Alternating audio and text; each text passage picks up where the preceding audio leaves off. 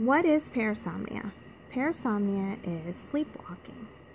Sleepwalking is when you walk while you're asleep.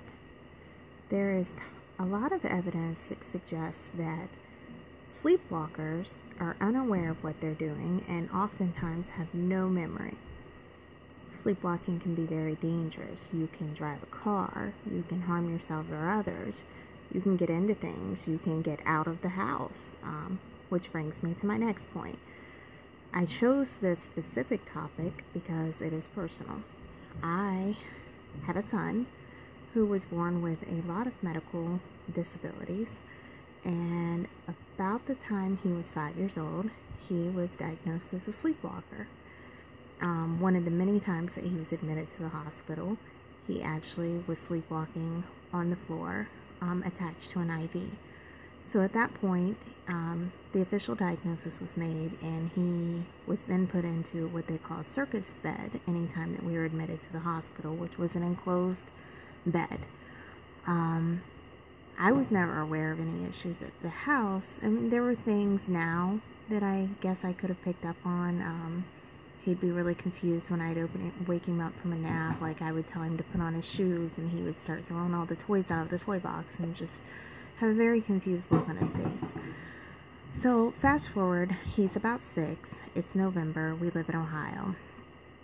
I wake up to police officers in my home asking me if I knew where my children were, or my son was, rather. And well, yeah, it's 3 o'clock in the morning. My nephew was staying with us at the time. I go and I flip on, and there's my youngest, and go flip on the other light. There's my oldest, there's my nephew, and I point, and there's Jacob. Oh, wait, where's Jacob? He actually got out of the house. He was able to undo the chain lock that was on the door, and he was about a mile down the road. Luckily, a stranger stopped, stayed with him while the police came. When the police arrived, Jacob told them that Mommy was dead, that bumblebees killed her, and Daddy tried to help, and the flies killed him. So at that point, the police officers were pretty much aware that something wasn't quite right.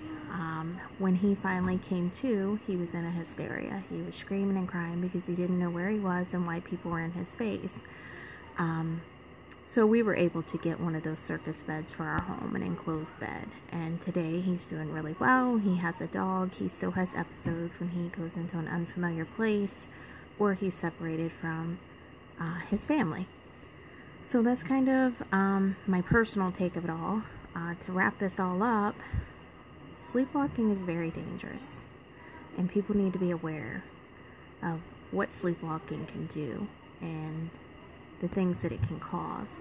And you're never to wake a sleepwalker, because you can get hurt or they can hurt themselves. You just gotta kind of guide them back to their bed, let them sleep it off. So that's all I've got on that. Thank you.